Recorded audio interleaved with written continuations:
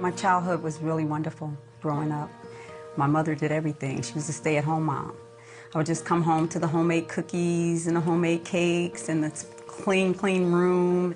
Debra Davis had everything a girl could want, except for her real father. When he did come around, he made big promises, but rarely followed through. I always thought that my biological father would just come and sweep me off my feet and give me this big loving relationship. My mother, she would try to warn me and tell me that my father wasn't any good, but I didn't know what that meant, and I didn't want to hear it. When Debra was 15, her dad asked her to move in with him. She was more than ready to move out of her structured, sheltered life. He took her to the hotel where he was staying. I didn't have any reasons to be suspicious of anything until later on that night. I start feeling a little bit weird when he was telling me, you can come over here, you can lie on this bed with me. He pulled out a small aluminum foil, something I had never seen before. And he told me, here, go ahead, sniff this up your nose. And I'm like, what is it? And he says, oh, you can trust me, I'm your dad, it's okay. And then he kissed me. And before I realized it, he was on top of me. And I was like, oh my God, I'm having sex with my father. Afterwards, Debra locked herself in the bathroom as she tried to make sense of what just happened. From the other room, her father used the Bible to justify his behavior. He was reassuring me there was nothing, absolutely nothing wrong with what just happened. That's where the brainwashing started. Overnight, Debra was torn from her innocent childhood and placed in a world of drugs, violence, and prostitution. I was 16 years old, and my father had a prostitute girlfriend, and he explained it to me. And he says, well, do you think you could do that? And I was like, oh yeah, sure, I could do it. You know, because I'm feeling like if this is what it takes for him to love me, then I'm gonna do it. I wasn't used to being on a corner or being in the hood, so it was frightening, but I didn't want to show the fear. He would say to me, you're a punk, you're not my daughter. Because if you were my daughter, you would be a gangster. I can be whatever you want me to be if that's what it takes for you to love me. By the time she was 19, Debra had 2 sons by another man. There were years when Debra would be free from her dad, and she tried to live a normal life. Yet her dad would show up whenever he was low on cash or in need of a partner in crime. Debra spent 21 years entangled in this twisted on and off relationship. I felt a seductive force pulling me, that whenever I hear his voice or if I saw him, that I had to go.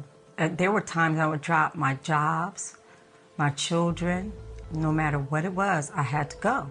One of his schemes involved going from state to state committing bank fraud. Debra spent a lot of time in jail.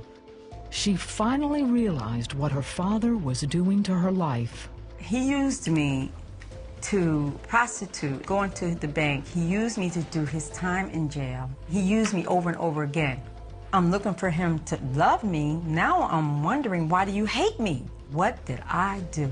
I was 36 years old when my eyes were opened to the devil. That's a scary sight.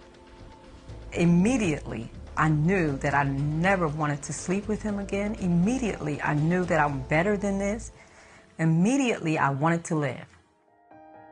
Debra had no place to go and was still wanted for other crimes. So she turned herself in to the police. With her focus off of her dad, she finally looked up to her Heavenly Father. I fell on my knees and I just said, Lord, I can't handle this. Come into my life. Come into my heart. Make me whole again. And God came. In time, Debra was able to forgive her father. It's going to take time, but once you realize that's where the freedom lies, I had to forgive him for everything that he did to me, and I forgive myself. In jail, I felt more freer than ever. You know, it's strange to say, here I am locked up, and all this overwhelming freedom comes over me. Like, you're free. You're free of your dad. You don't have to look over your shoulder anymore. If this is what it means to be free, I'll just stay right here for now. When she was released from prison, Debra wanted to restore the broken relationships with her family. She started with her 2 sons. They were grown, and they had been through so much. It took years before they really said, wow, you really have changed. You really mean it. And so to have that love and respect from them today is awesome. Debra goes back into the same jail where she found Christ and shares her story with the inmates. All the things that my daddy told me about myself, they weren't true. And I know the truth today. And I know that the truth will set you free.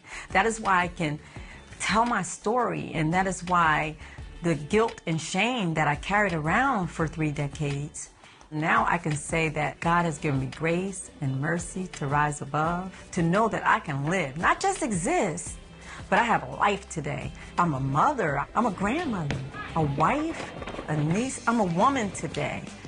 I'm God's woman today.